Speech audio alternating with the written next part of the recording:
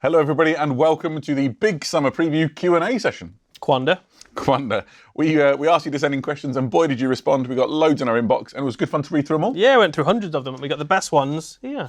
All on these little cards. There's some common themes, so we'll start right at the beginning, I guess. And there's a bunch of questions about the new Orcs and the Orc Codex. Question number 1, are new codexes cheaper now they are softcover? That's a good question, and they are cheaper now that they're softcover. They are about a third cheaper. Depends on currency, but they are a bit less than buying the current hardbacks. Yeah. Cool. I got one for you. Can you show a size comparison between the new style codex and the old ones, please? I'm so glad you asked, and I came prepared. I actually rummaged through the archive and bought one of every Orc Codex we've ever done.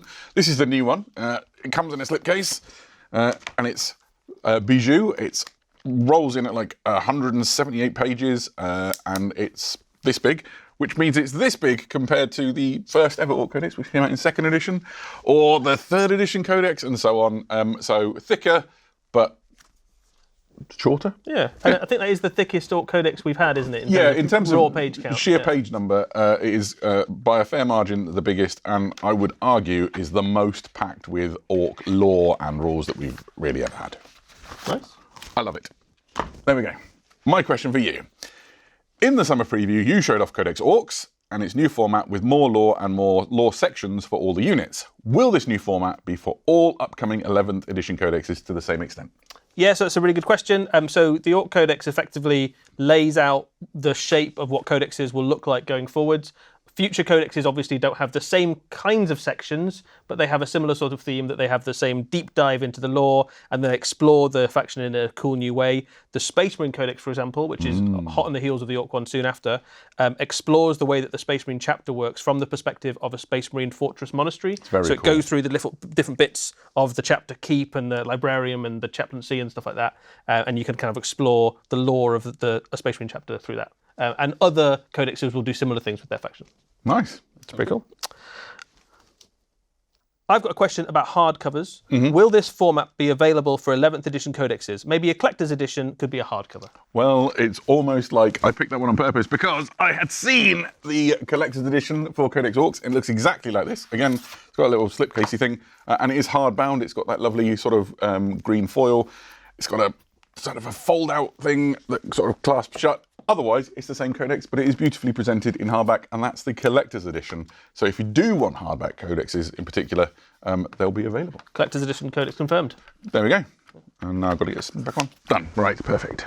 So, which armies, moving on to Exodites, will be able to field the new Exodite squads in games of Warhammer 40,000? Loads of questions on this topic. Yeah, so lots of people are very excited about Exodites, obviously. Exodites fit into the Eldari force. So they are a separate sort of subculture of Eldar, separate from the Harlequins and Corsairs and the Craft Worlds. But they do get on very well with the Craft Worlds. The Craft Worlds ride to their defense when they get invaded by Orcs and Imperials and stuff. It's quite heavy in the lore for some of them, isn't it? They don't really get on with the Drukhari at all. You can't put them in a Drukhari army. No. So it's just Craft World Eldar. Great. My question, which is rather important to me, will we get separate transfer sheets for Exodites? Alternatively, will Eldari transfer sheets change to include Exodite runes? So as a fellow decal enthusiast, I could have literally asked this question myself. I rummaged through the Exodite box, and in it you will find Kill Team Exodite Dragon Master's transfer sheet, which contains 6 different clans of Exodites decals. That's cool. Yeah, so you can, and they've got like interesting names like the Clan of the Ghost Star. A Ghost Star? I should have put my glasses on. It might be Ghost Stag. That's terrible. Yeah, 6 different clans. There's a ghost one. And they're really nice looking, and they fit with that whole Eldar sort of mythos. I didn't know there was a transfer sheet. Yeah, That's cool. Do you want to see? Yeah, I do want to see. Let's steal this. Put that away for later. Oh no, it's gone. It's fine now. Is the large Armageddon terrain set available unpainted? Only small unpainted and large painted were mentioned in the preview stream. So, if you want the same amount of terrain that comes in the ready painted Battlefield Armageddon set, then you would buy 2 of the Combat Patrol terrain set. The reason that it's got half the amount of terrain is because it's made really on the assumption that you might buy the Warhammer 40,000 starter set, which contains the same amount of terrain again. So buy the starter set and buy the Combat Patrol terrain set, and you've got a 2,000 point games worth of terrain, or just buy 2 of the same starter set, same terrain set. Cool. So there's loads of ways of getting the terrain. Yeah, basically, just pick the one that suits your needs. That was easy, wasn't it? Yeah. Good. Right. Exodites again. Will there be more Exodite units released for Warhammer 40,000?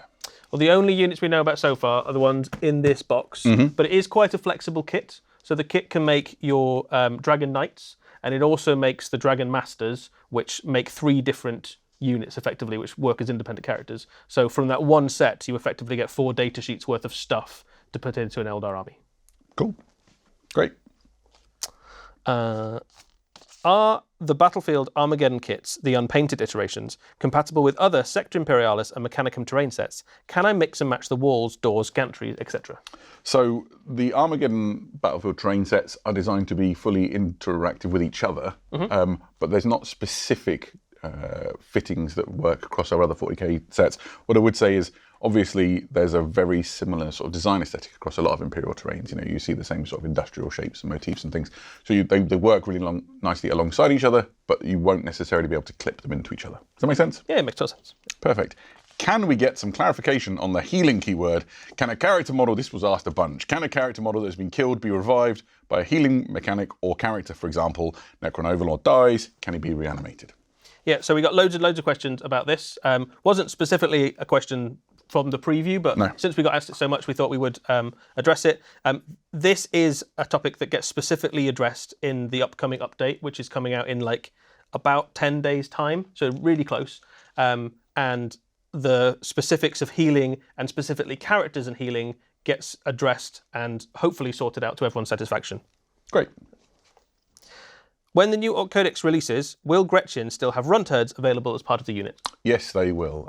The grots that come inside Armageddon or the Warhammer 40,000 starter set don't have a runt herd with them, but the separate set does. And so you can include a runt herd if you want to keep your grots in line or not. So you can have them unsupervised or supervised? Yeah, it depends how cruel you're feeling, I suppose, whether you need a runt herd. Similar question, actually. Will the Orc Boys unit go to 1 knob to every 9 boys, and can they take more than 1 special weapon per 10? Asking for my nearly 800 Orc Boys.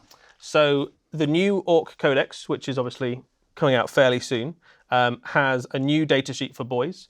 Boys are now 1 knob for every 9 boys. So you can have multiple knobs. You can have multiples. And the other thing you can do is that you can effectively have 1 of each of the special weapons for every 10 of the orcs you have in the unit. So if you have a unit of 20, you could have 2 big shooters, 2 rockets, 2 burners. That's pretty cool. So yeah, you can have a lot of DACA in the unit, alongside all the choppers and shooters and sluggers and all the rest of it. So if you have 800 Orc Boys, that's a lot of options open up to you. Yep. Even if the orcs don't win the Siege of Deathmire campaign, will they still get new toys? Yes, Siege of Deathmire has been a fun experience for everybody to register their games with the new sets that they've bought and to celebrate the new edition. And all it means is which order will reveal some stuff in. So don't worry, Orc players, you'll get your treats. But you should still try really hard to win. Yeah, try and win, because the Imperium's been trouncing you. And I'm being very grateful for all the reveals. I can tell you, though, go on. In this week, at the moment, week 2 and week 1 were both won by the Imperium. The Orcs are slightly ahead in week 3. So come on, the Orcs. Yeah, so if they win that, and also all of our Warhammer stores report Orc victories on average, the Orcs hold them to a draw and drag Deathmire into a perpetual state of unending war, which is kind of a win. If you're an Orc, right? That's what the Orcs want. This question's got nothing to do with anything, but it was quite funny. Will Angron ever achieve a significant victory in the lore? So I think that's pretty harsh. I agree. That's pretty harsh. So obviously he had some fairly big wins during the Great Crusade and Heresy. Great Crusade and Heresy is obviously like conquered loads of planets. He 1-on-1. I think he would say that he beat Russ in a fight. Fair. He would say that. He in Warhammer 40,000 effectively destroyed one of the major branches of the Indomitus Crusade. He destroyed one of the largest astropathic relays in the galaxy. He wiped out almost every living Sanguinary Guard in existence. That's pretty shout. Good, right? Yeah. He almost killed Dante before the Lion showed up to save the day. So obviously you can't kill Dante. He's got a 1-up invulnerable save, even if he doesn't want it. So that's good. You know, he's not going to kill Dante, but he's had some wins. I agree. No more Angron slander, please. Would it be possible to do more designer interviews like you did for the Armageddon miniatures? Man, I hope so. I really enjoyed doing those. The round tables with the guys from the Warhammer studio were really fun and quite illuminating, so hopefully, yes. Not unlike the last question. And this was asked a bunch, so I've collected some of these questions into one thing. Quick fire. Where is the Wolf King? Vulcan lives. Where are you hiding Perturabo? We need a clear answer. Are we going to see the return of our Primarch Sanguinius? For the love of the Emperor, can we please get another Loyalist Primarch to even the odds? Can you guys give us any Okay, I'm going to stop you, Adam. So I think we had a lot of questions about Primarchs. I think the last time we had a Q&A, we sort of hinted that maybe the Primarchs were all dead. I might have slightly misspoken when I said all the Primarchs were dead. What is true is that your favourite Primarch is dead. If you're watching, whichever one your favourite one is, he's dead. Not mine. Mine's fine. Is there a High Gothic name for the Bolter? So, I thought there was, and that's why I put the question in the stack. And I've been researching all around Games Workshop headquarters. I've spoken to you, went and found Wade, who is a lore master in his own right and knows everything, and we couldn't find one. So, but the question has got me on a quest. So when Feels like we should have a High Gothic name I for the Bolter, finally doesn't it? locate that name, I'll let people know. When are the updated rules for Combat Patrol releasing? Yeah, so that's a good question. Asked a lot as well. Yeah, Combat Patrol updates will happen alongside the first of the monthly updates for Warhammer 40,000, Yep. and they will be on or around the 22nd of July. Cool. All right. So not too far. Does Red the Maw from Warhammer Age of Sigmar have a favourite tasting enemy to battle against? I mean, one would assume elves taste the nicest, but for sheer volume, maybe is cannibalism okay with the ogres? I think it's Eat another definitely ogre? okay. Yeah. I think it's probably one of their sort of like promotional strategies, to be honest. Solid. So other ogres would be my guess, because more for your more. Yeah. I think Sons of Bahamut they've had a bit of a run-in with as well, to be honest. There's a didn't they- lot of eating on one of them. Yeah, that's fair. He lives in Gur as well, so he probably hunts some of the big kind of mega beasts that roam around the I landscape. kind of wonder whether some of the Seraphon-ridden mounts might be good eating. Yeah, maybe. I'd never thought I'd be answering that question, to be honest. Right, a little bit of a dip back into Warhammer 40,000. This was asked a bunch in different ways. Esteemed adepts of the Munitorum Distribution Hub Nottingham, by the absolute power of my inquisitional rosette, I request immediate clarification. Okay, so some of these are quite long-winded. Here's a quicker stab. Give it to me straight, I can handle it. Will Imperial agents get any more support during 11th edition? Yeah, so we got lots of questions about Imperial Agents. The answer is that yes, you will get more support as the new edition goes on. There's no new detachments at launch, but we do still know there's loads of people who love those kind of cool little niche bits of Imperial lore, like the Arbites and the Inquisition. Well, it's interesting you say that, because I've been reading Hive by Dan Abnett, and I'm super tempted to start an Arbites army of my own. Yeah, so you'll continue to be able to use those in Warhammer 40,000. They're not going away. Perfect. Will ogres still have two distinct cultures in the army, Gutbusters and Beastclaw? No, they will have three, which is Gutbusters, Beastclaws, and the Maw Seekers, which are the ogres that are devoted to the Gulping God. Cool. The new Ogre Maw Tribes army set looks great. I agree. Do the contents make up a spearhead force? Well, good news. The contents absolutely do make up a spearhead force. In fact, it gives you more than you need to make a spearhead. So if you take the contents of the Ogre box set and you take out 5 of the gluttons, that gives you the spearhead. So essentially everything you need for a spearhead inside the box. Plus some Oglins. Yeah, spares. Yeah. I had a question about the new Chaos Dragon miniature for the Old World Warriors of Chaos. Are we able to build the model without the rider and their saddle? Yes, the answer is yes. I actually went and had a chat to the design team behind it, and you can build the model without the Chaos Lord, the Chaos Sorcerer, or the throne, and it doesn't leave any weird holes or anything. It just looks like a beautiful unridden dragon, perfect for representing Galrak, for example. Cool. Nice. A little bit more on ogres. Could we get a list of the Ogre Maw Tribes miniatures, which will be going to Legends after the Battle Tomes We release? totally can. I've got that list somewhere. Please hold. Okay, yes, we can. So, obviously, this is a fairly major range update for the ogres. There is some stuff staying, there is some stuff going. I can tell you that the things that are getting a new model are the Butcher, the Hunters and Frost Sabers, the Tyrant, the Iron Guts, and the Gluttons. We've seen all those already. Yes. Staying in the army, so that's kits that stick around, are the Scrap Launcher and Iron Blaster, the Thunder Tusk, the Stonehorn, the Bloodpelt Hunter, the Man Trapper, the Gorgers, the Morpit, and Kragnos. So still quite a bunch of stuff that sticks around. And then leaving the range, although I would say that a lot of these you could probably find a sort of Count's Hours alternative within the range. Man-Eaters, the current Man-Eater models are going away. You could certainly use them as Gluttons or Iron Guts if you wanted to. Yetis are going away if you wanted to use them as Gorgers. I think that'd be a perfectly reasonable stand-in. The Fire Bellies going away. Lead Belchers are going away.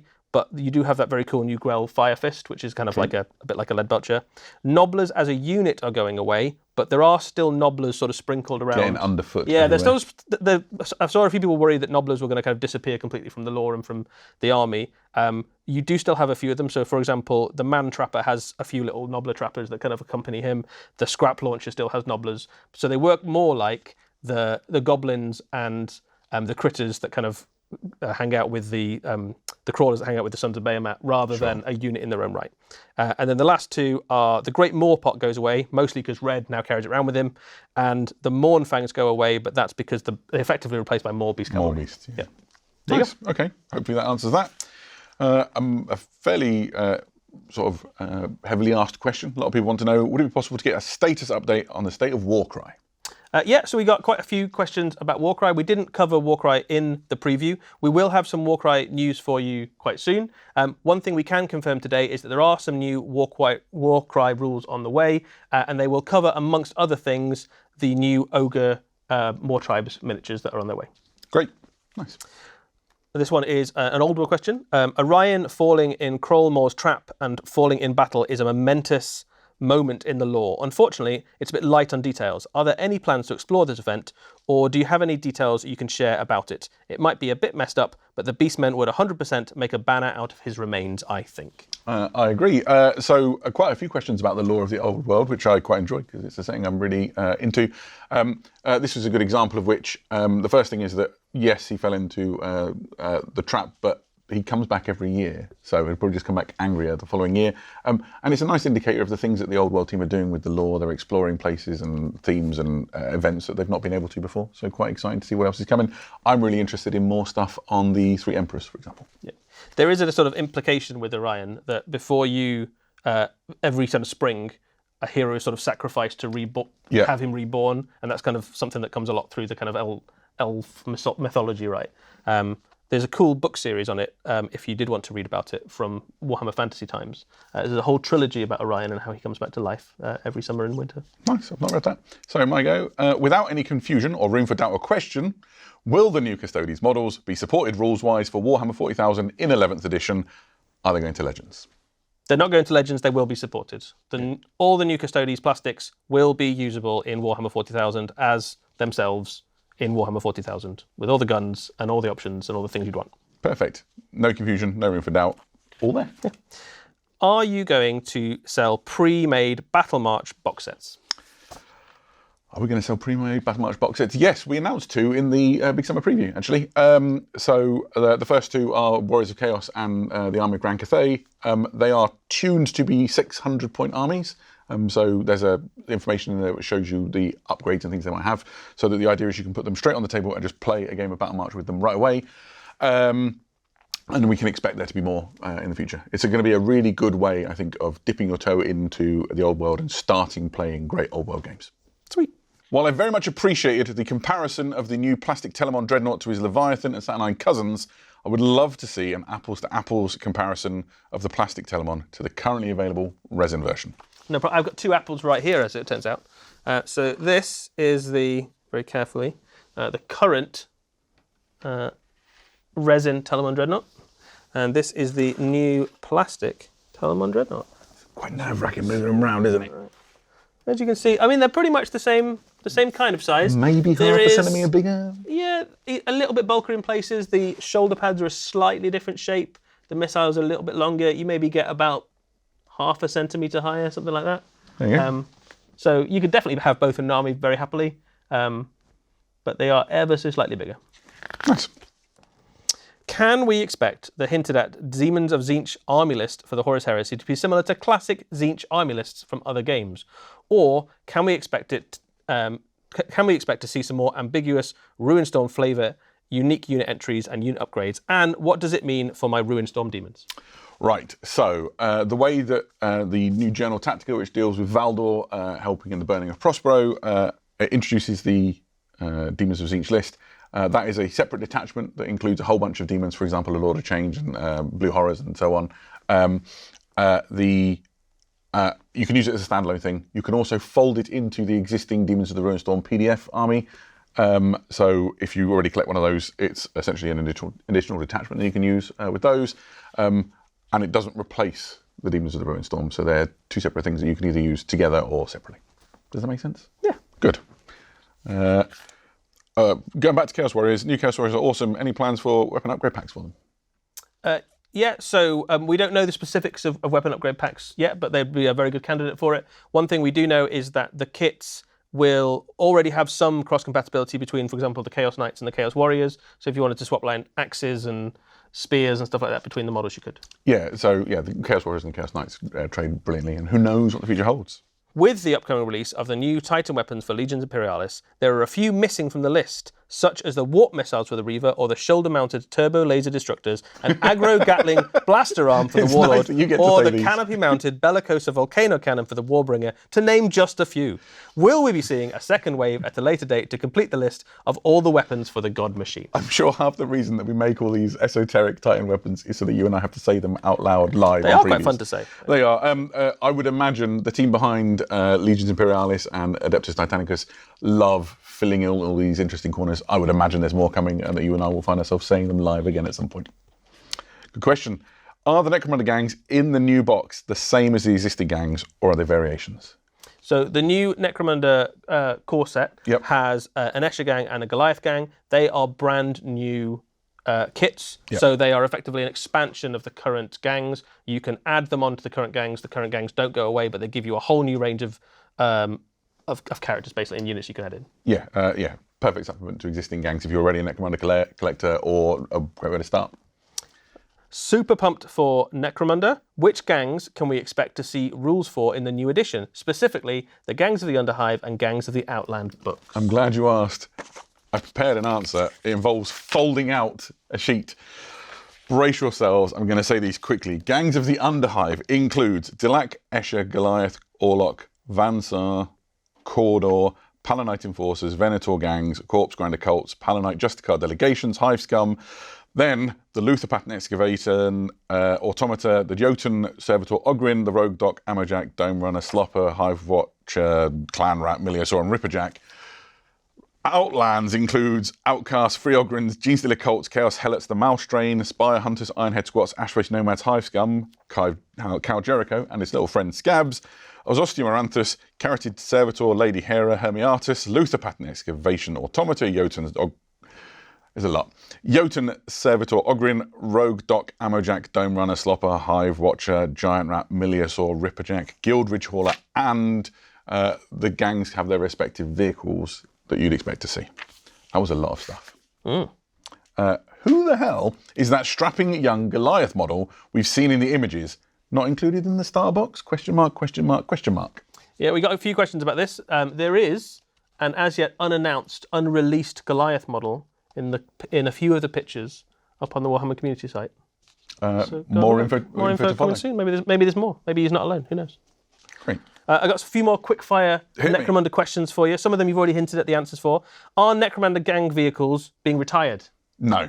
No, the rules for those are in the gang books. Are the Corpse Grinders, Enforcers, Chaos, and Genestealer gangs being retired? No, I think I just mentioned them, and no, they're not. Sweet.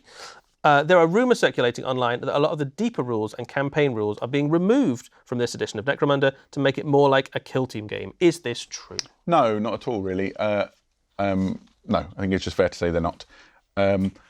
There's a lot to say about Necromunda and the things that are changing. We talked a bit about those gang books. For a start, the gang books are designed to exist for the entire lifespan of this edition of Necromunda. So a few people have wondered, will these be replaced? The answer is no. They'll be the bedrock upon which Necromunda journals that would follow will add new lore and units and whatever.